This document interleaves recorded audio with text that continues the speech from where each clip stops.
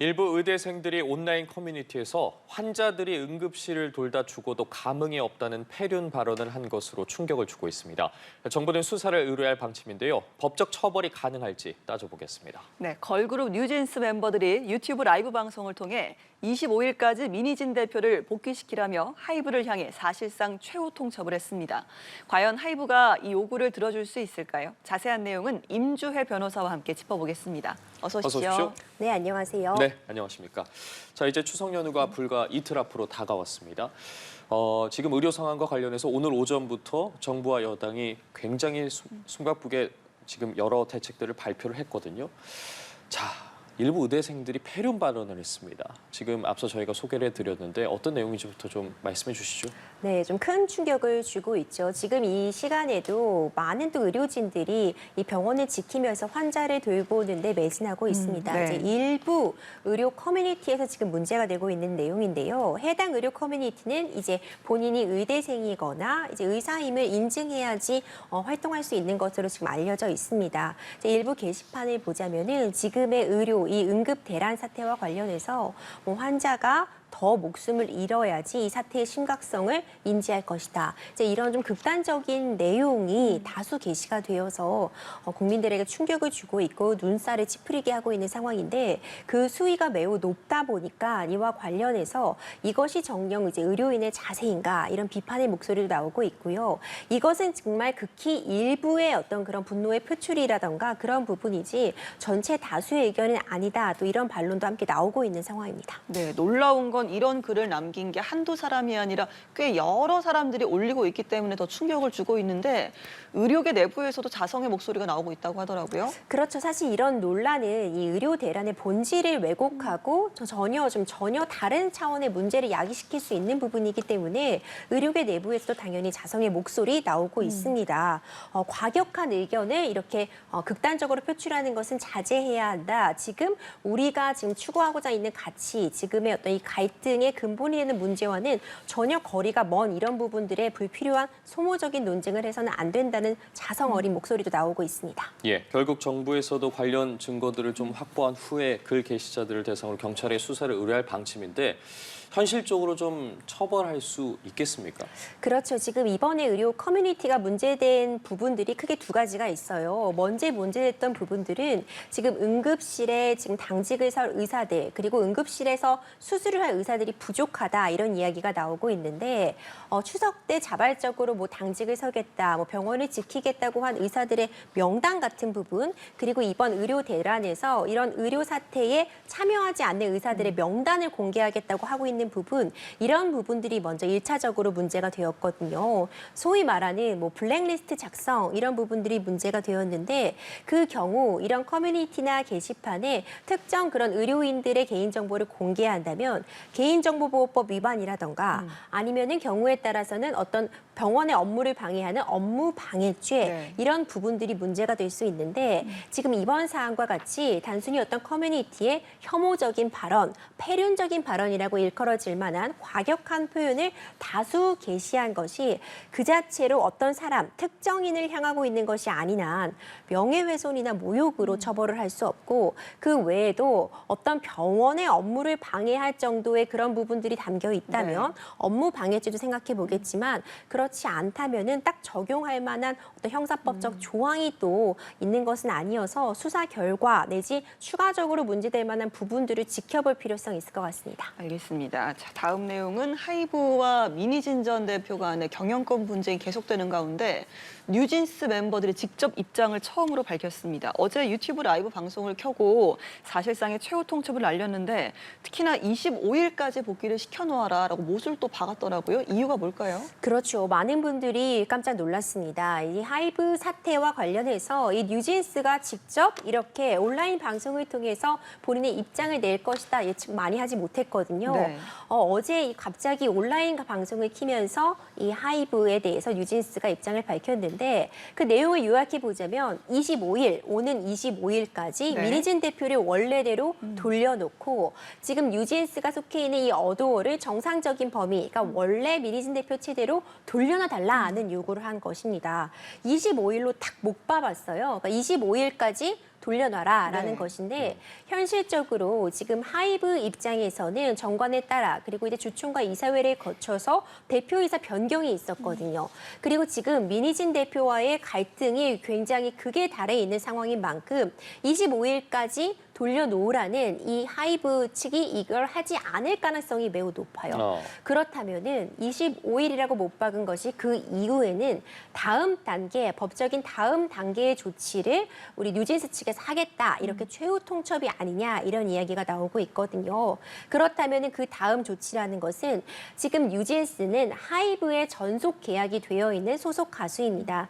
그렇기 때문에 전속 계약에 대해서 이 전속 계약의 파기를 요구한다거나 적어도 이 전속 계약의 효력을 정지시켜달라는 전속 계약 효력 정지 가처분을 신청할 가능성이 있는 것 아니냐. 그렇기 때문에 일단 25일까지로 1차적으로 어떤 그 최후 통첩을 해둔 것이 아니냐는 이야기가 나오고 있습니다. 예, 하이브 측이 이를 받아들이지 않을 경우에 발생할 수 있는 여러 가능성에 대해서 짚어주셨는데 말씀해주신 부분들을 보면 과거 뭐 동방신기를 비롯해서 그렇죠. 뭐 최근 피프티까지 그동안 뭐 전속계약 효력정지 가처분 신청을 한 사례들은 종종 있었거든요. 그간의 사례를 비춰봤을 때 만약 이런 일이 발생을 한다면 재판부는 좀 어떤 판단을 내릴지 전망해 보면 좋을 것 같습니다. 그렇죠. 이렇게 소속사와 전속 가수와의 갈등이 불거지게 되면 결국 그 계약 내용을 지켜봐야 합니다.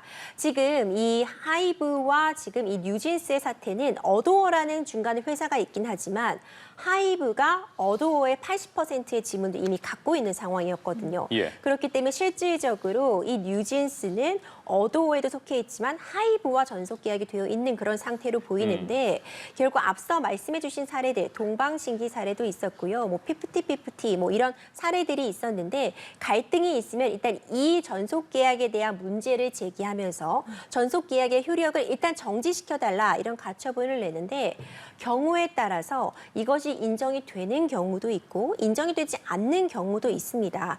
그 계약의 내용의 정도의 부당성이라던가 지금의 상황 그리고 어느 한쪽이 계약을 위반하고 있는 부분들이 있는지 이 전반적인 부분들이 함께 고려될 것으로 보이고 현재 지금 뉴진스는 2022년도 7월에 데뷔했기 때문에 계약 기간이 아직 5년이나 남아 있습니다. 네. 5년이라는 시간이 굉장히 긴 시간이죠. 그렇죠. 그리고 이 전속 계약을 만약 정상적인 방식으로 양측의 합의하에 해제가 되지 않고 뉴진스 측에서 나는 그래도 민희진 대표와 함께하고 싶기 때문에 하이브와 전속 계약을 해지하겠다라고 한다면은 경우에 따라서는 굉장히 막대한 위약금을 물어야 될 수도 있거든요.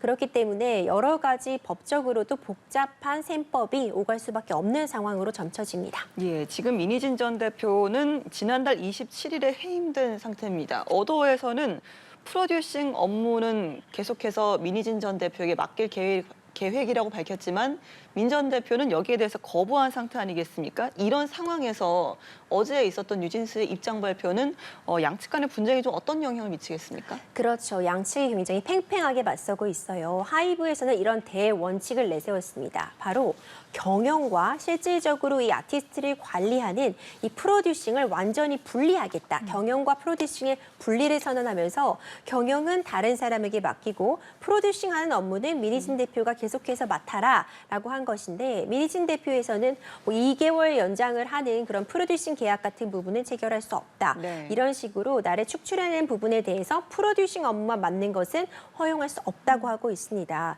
그리고 이 민희진 대표와 하이브 간 체결되어 있는 이 주주간 계약이라는 것이 있는데 그 내용 안에 일정 기간 동안 민희진 대표의 대표이사직을 보장하는 내용을 담고 있었는데 하이브는 그 주주간 계약이 이미 종료되었다, 해지되었다고 주장을 하고 있고 민희진 대표는 그렇지 않다고 보고 있거든요. 예. 복잡한 법적인 쟁점들이 지금 얽혀 있는 가운데 어제 뉴진스의 어떤 민희진 대표에게 힘을 좀 실어주는 이런 이 영상이 지금 공개가 되었는데 네. 사실 이 부분은 뭐 계약서에 대한 해석이나 이런 부분과는 별개의 부분이라고 볼 수 있지만 적어도 지금 소속 가수가 본인이 어디에 속하고 싶은지 누구와 함께 일하고 싶은지를 명백하게 밝히고 있다는 점에서 하이브가 이에 대해서 구체적인 언급을 아직까지는 하고 있지 않지만 굉장히 부담으로 작용할 수밖에 없는 상황이다 이렇게 평가할 수 있을 것 같습니다. 예, 예, 알겠습니다. 하이브 측이 뉴진스의 요구를 들어줄지는 좀 지켜봐야 할 것 같고 다음으로 이 내용도 좀 살펴보겠습니다. 신림역 번화가에서 대낮에 흉기 난동을 벌여서 4명의 생명을 앗아간 조선에게 대법원이 최종적으로 이제 무기징역을 선고를 했습니다. 앞서 1, 2심에서도 무기징역이 선고되지 않았습니까? 그대로 확정이 됐습니다.